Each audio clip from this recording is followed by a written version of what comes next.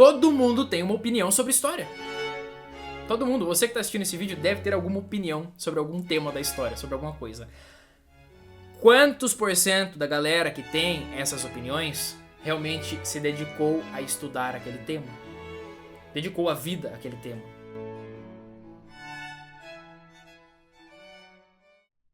História é ressurreição, e a imprecisão da pergunta corresponde à imprecisão da resposta. Essas duas afirmações magníficas são encontradas no livro que eu queria falar sobre com vocês hoje, que é inédito no mercado editorial brasileiro, e para aqueles que estudam história, já digo aqui de princípio que é uma leitura necessária, fundamental. Que é o quê? A Missão da História Cultural, de Huizinga, né? E tem outros ensaios no meio. Foi lançado pela editora Quirion faz pouquíssimo tempo, né? Eu não sei quando eu vou lançar esse vídeo, mas faz menos de um mês. Então é um livro inédito. Eu finalizei a leitura há pouco tempo, o meu está todo marcado, não sei se vocês vão ver por aí. Mas eu queria trazer esse vídeo sobre esse livro aqui porque Huizinga, ele aborda em seu livro, em seus ensaios, temas preciosíssimos para as pessoas que estudam história, que estão começando ou que já estudam ou que gostam de história. São temas que até hoje são extremamente atuais e iremos falar sobre eles aqui, né? Primeiro de tudo, Huizinga começa dizendo que antigamente era comum as ideias serem apresentadas e debatidas através da forma de teses, né? Então ele nos relembra como as coisas funcionavam lá no período medieval, com os escolásticos, onde as teses eram debatidas, né? E através de um processo dialético o conhecimento ia para algum lugar. Ele diz que o cenário contemporâneo, quando ele escreveu sua obra, né, sobre isso, esse tipo de construção do pensamento havia sido esquecido, principalmente dentro da história, e foi substituído lentamente por outras coisas, né? Mas quais são então essas outras coisas? A primeira coisa que o Huizinga vai atacar ou falar sobre nesta obra é a questão da evolução dentro da história. Então, isso é algo que a gente pode talvez se conectar. Até hoje, essa questão do pensamento científico está muito em voga, né? E mesmo estando em voga, dificilmente as pessoas sabem definir do que se trata. Esses dias eu perguntei para meus alunos de várias séries diferentes se algum deles podia me dar qualquer definição, ainda que erradíssima, sobre ciência, e nada. Talvez eu esteja exigindo demais, mas todos acham que sabem o que é a ciência e o conhecimento científico, mas ninguém sabe defini-lo. E esse tipo de corrupção, que parece ser algo que só crianças vão estar passíveis, não, na verdade isso penetra lá dentro da academia, dentro da produção de toda a história. Então a evolução dentro do conhecimento histórico, Huizinga vai dizer, ela chega como uma força destrutiva, porque ela tenta impor as vontades de outras ciências dentro da história. Quais outras ciências? Aqui chega o grande embate. Huizinga vai falar que a história está doente e sendo arrastada, já faz muito tempo, por aspectos das ciências naturais. Então você tem pessoas tentando colocar dentro das ciências humanas aspectos das ciências naturais, e isso não acontece. Eu não estou dizendo que a história não é científica. Este debate é outra coisa, estou escrevendo um artigo que em breve vocês terão acesso, onde eu falo exatamente sobre isso. Mas Huizinga está dizendo o quê? O progresso, a evolução dentro das ciências naturais ocorre de maneira muito mais concentrada, de maneira muito mais exata e controlada do que dentro da história. O historiador, quando olha para o passado, seja ele muito distante ou não, está lidando com um chão completamente instável. Qual vai ser a resposta para isso? Já chegaremos lá. Mas, então, essa tentativa de tratar a história, tal como o positivismo tentou fazer, como uma ciência completamente natural, controladinha e exata, isso é impossível. É o que o Huizinga vai nos dizer. Mas aí vem uma etapa fundamental. Por que ele falou da tese? Porque as teses se preocupavam com perguntas. Se preocupavam com o começo das coisas e com o processo. Não necessariamente com o final, com a demonstração de resultados. Então, por que eu disse no começo do vídeo que a imprecisão da pergunta corresponde à imprecisão da resposta? Porque boa parte dos projetos, boa parte do que é produzido no campo historiográfico, esqueceu das perguntas. Esqueceu dos problemas.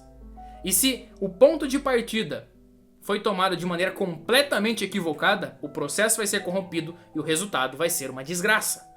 Então a imprecisão da pergunta, sim, para qualquer ciência, corresponde à imprecisão da resposta. E aí começa a entrar a cultura no debate. Afinal de contas, este é o nome do livro, A Missão da história cultural. Huizinga foi alguém que dedicou a sua vida à produção de história cultural. Então, se você for ler um livro, por exemplo, como aquele O História Cultural do Peter Burke, onde ele faz um resumo da história cultural, o Huizinga tá lá, porque ele é um dos maiores nomes, assim como o Burkhardt, né? Tá até na minha mesa aqui, o Burkhardt também, sobre história cultural. Então, o Huizinga, ele vai nos dizer que olhar para a cultura é a melhor resposta para o historiador. Mas a história ainda não está livre de outras corrupções. E uma delas, e eu acho que é talvez a que mais corresponde ao nosso tempo, é o quê? O historiador e o diletante. Todo mundo tem uma opinião sobre história. Todo mundo, você que está assistindo esse vídeo deve ter alguma opinião sobre algum tema da história, sobre alguma coisa. Quantos por cento da galera que tem essas opiniões realmente se dedicou a estudar aquele tema? Dedicou a vida àquele tema? Foi procurar as fontes, né, os documentos primários, leu as produções acadêmicas sobre isso, comparou, interpretou? Não. Você tem uma chuva de opiniões, principalmente aqui no YouTube através de vídeos, mas no Instagram também, de especialistas sobre tudo. Né? Então, o Huizinga já enfrentava essa questão lá quando ele escreveu a sua obra. E ele dizia que a história e toda a produção de livros de história estava sendo tomada por diletantes. E ele dizia que essas produções ficavam assim, né? Ah não, estes são livros introdutórios. Não se preocupem, né? Esses são apenas livros introdutórios. Mas o que acontece? A gente nunca saía do introdutório. Todos os livros que eram produzidos eram introdutórios e preparatórios. E quando que acaba a preparação? Quando que acaba a introdução? Nunca. Porque ninguém, dizia ele, se dedicava a produzir as coisas de maneira mais profunda, né? Sentar lá na mesa e escrever sobre um tema pequeno, um tema isolado, que parece não ter importância para o mundo. Então, essa inversão de valores sobre o que a história devia significar de verdade, deveria significar, já acontece faz muito tempo. As pessoas querem atenção, atração. Por exemplo, um vídeo como esse, eu sei que ele não tem apelo, né, publicitário algum. Mas eu reconheço meu público, eu sei que vai ter pessoas que vão assistir isso aqui. Mas às vezes eu preciso fazer um tema falando sobre fascismo. Porque, nossa, fascismo, todo mundo tem uma opinião sobre fascismo. Eu sei que tem. Por isso que eu faço o vídeo, para tentar educar um pouquinho.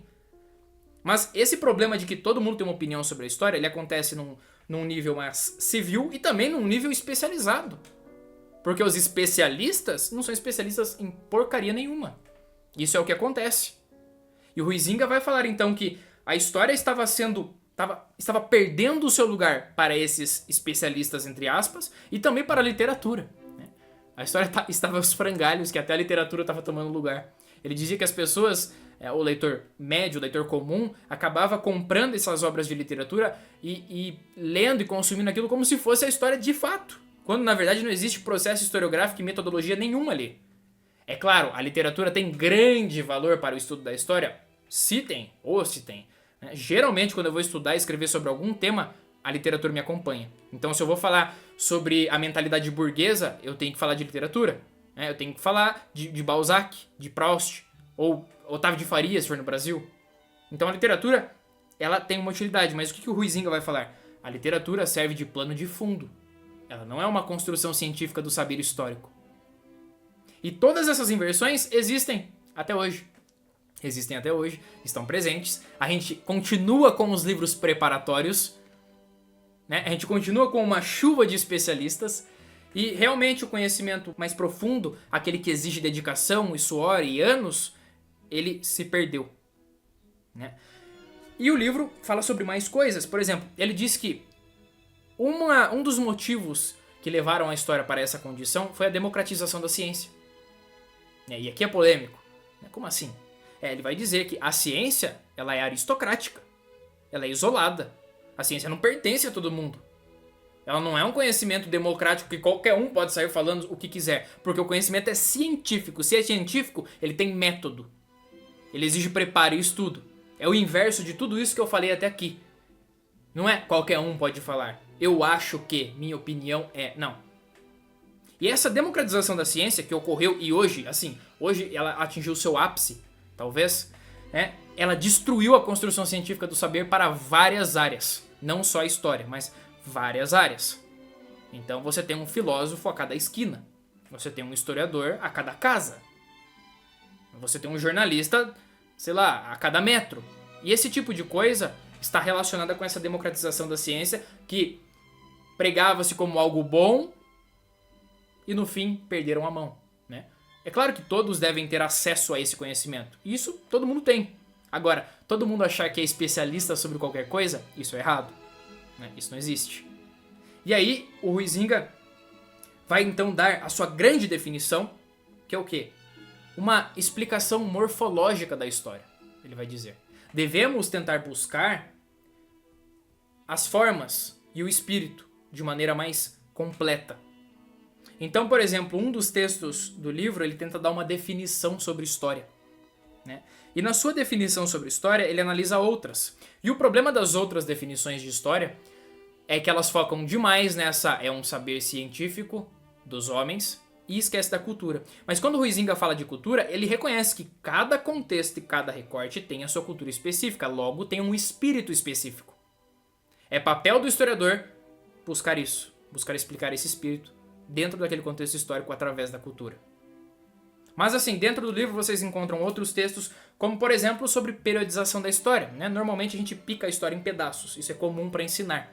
Mas existe grandes problemas sobre isso, né? O Legoff tem um livro sobre isso, o Braudel já escreveu um belíssimo artigo sobre isso, e o Huizinga também aborda essa questão aqui. E por último, eu não vou comentar aqui, mas é quase que um presente no final do livro, você tem um ensaio enorme sobre os estudos da Renascença, né? E assim, magníficos, porque Huizinga, assim como o Burckhardt, sabe muito sobre o tema. Então assim, encerro esse livro por aqui, esse vídeo, né, perdão, e indico demais a leitura do livro. Eu vou deixar o link dele aí na descrição. É um livro curto, né? E o Huizinga escreve muito bem. Talvez o historiador que tem o estilo literário mais bonito que eu já li é o Huizinga, de longe. Se você leu o Outono da Idade Média dele, é a mesma coisa. Eu vou deixar aqui, você tem desconto no livro se usar o meu cupom. Recomendo a leitura dele. Assistam os outros vídeos aqui no canal onde eu faço indicações de livros. Se você é estudante de história, tem vários vídeos aqui no canal que servem pra você. São temas específicos, teoria da história, livros para estudar e esse tipo de coisa. Se você é novo, se inscreva, me siga no Instagram que todo dia eu falo de teoria da história por lá, todo dia mesmo, né? E continue acompanhando o nosso canal. Por hoje é só e eu espero vocês na próxima História do Mundo. Até lá!